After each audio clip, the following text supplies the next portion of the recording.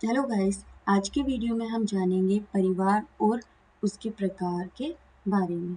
आइए स्टार्ट करते हैं। फैमिली फैमिली जिसको हम जनरली हिंदी में परिवार कहते हैं। आइए हम इसका मीनिंग देखते हैं।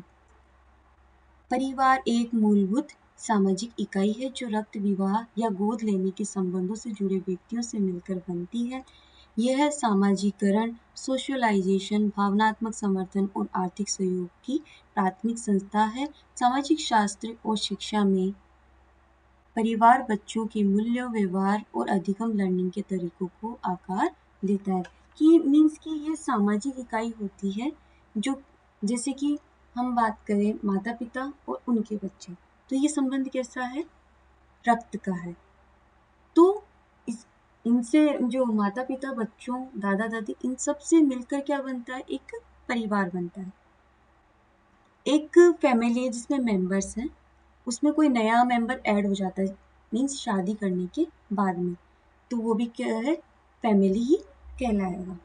अब नेक्स्ट हम किसी को गोद लेते हैं तो वो नया मेंबर ऐड हो गया, तो वो भी फैमिली का क्या कहलाएगा? मेंबर कहलाएगा। नेक्स्ट देखिए, हम टाइप्स देखते हैं, परिवार के प्रकार कौन कौन से होते हैं। फर्स्ट जो टाइप है, बेस्ड ऑन स्ट्रक्चर, संरचना के आधार पर कितने प्रकार होते हैं। तो संरचना के आधार पर 3 प्रकार के होते हैं।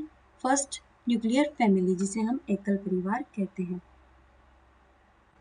माता पिता और उनके अविवाहित बच्चों से मिलकर बना छोटा परिवार, कभी कभी यह केवल एक माता पिता और बच्चों का भी हो सकता है। ये आधुनिक शहरी समाजों में आम है। मीन्स कि जिस परिवार में सिर्फ और सिर्फ माता पिता हो और उनके अविवाहित बच्चे होते हैं, उन्हीं उसी को हम क्या कहते हैं? एकल परिवार कहते हैं। जैसे कि आजकल जो शहर है वहाँ पे एकल परिवार का जो चलन है वो ज़्यादा बढ़ गया है। नेक्स्ट, जॉइंट फैमिली, जिसे हम क्या कहते हैं? संयुक्त परिवार। A large family bears multiple generations, grandparents, parents, uncles, aunts, cousins live together, share a common kitchen, property, responsibility. Eldest man is the often the head।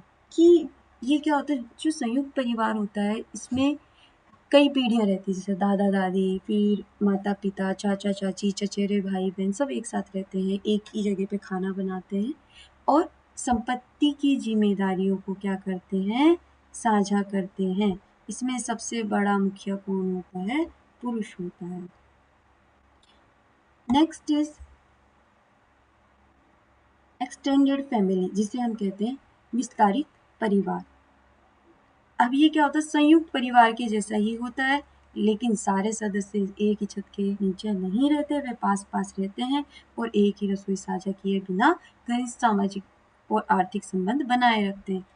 Means कि हम बात करें कि संयुक्त परिवार में सब एक छत के नीचे रह रहे थे, सारे काम साझा कर रहे थे, लेकिन इसमें क्या होगा? लोगों ने अलग अलग घर बना लिया आसपास और वहाँ पे रहने लगे, सब अलग अलग खाना बना रहे, लेकिन उनमें जो प्रेम भाव है वह कभी भी कम नहीं होगा और सब प्रेम से रहेंगे।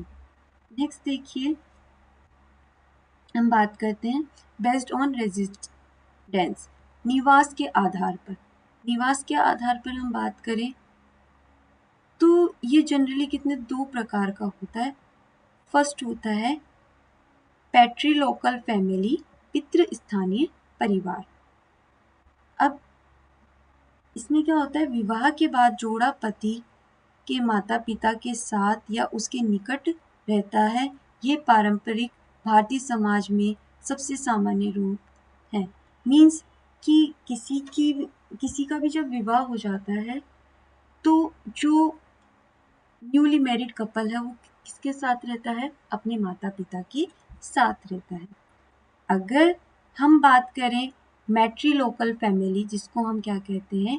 मातृ स्थानीय परिवार, तो इसमें क्या होता है कि विवाह के बाद जोड़ा पति पत्नी के माता पिता के साथ या उसके निकट रहता है। ये केरल के नायर समुदाय जैसे कुछ समुदायों में पाया जाता है। कि मैं शादी हो गई, शादी के बाद क्या होगा कि जो भी न्यूली मैरिड कपल्स जो होते हैं तो वो कहाँ रहते हैं, जो लड़की होती है मीन्स उसकी जो वाइफ होती है उसके माता पिता के साथ रहते हैं। ये जनरली केरल के जो नायर समुदाय है वहाँ पाया जाता है। अब देखिए बेस्ड ऑन ऑथोरिटी, अधिकार और शासन के आधार पर। यह भी कितने दो प्रकार का होता है, पैट्रिकल फैमिली, पितृसत्तात्मक परिवार, फर्स्ट वन। अब देखिए परिवार का मुख्य पिता या सबसे बड़ा पुरुष सदस्य होता है। निर्णय लेने, आर्थिक मामलों और धार्मिक क्रियाओं में उसकी प्राथमिक शक्ति होती है।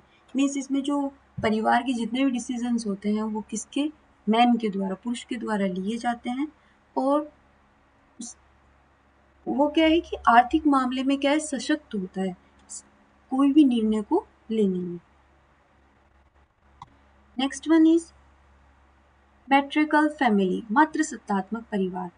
अब देखिए इसमें क्या होता है, परिवार की मुखिया माता या सबसे बड़ी महिला सदस्य होती है।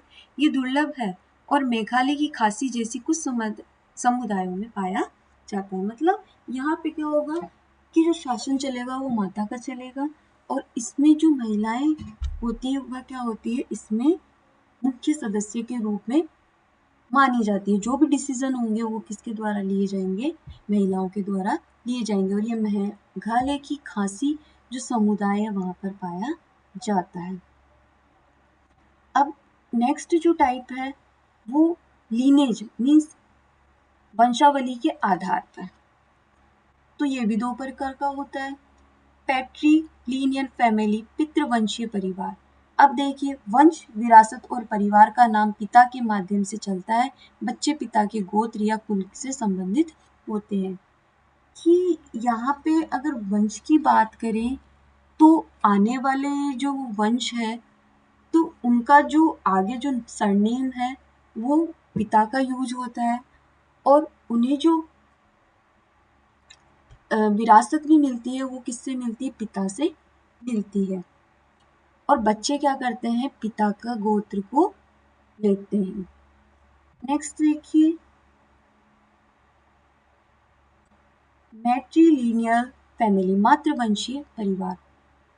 वंश, विरासत और परिवार का नाम माता के माध्यम से चलता है। ये कुछ जनजाति और विशेष समुदायों में पाया जाता है। मीन्स जितनी भी जो जनरेशन्स है और जो उनकी विरासत है वो किसके, माता के नाम से चलती है। जैसे उनको गोत्र भी माता का मिलेगा, उनकी जो विरासत भी है जो माता के नाम से जो विरासत चलती हुई आ रही है वो आगे भी वैसे ही चलेगी।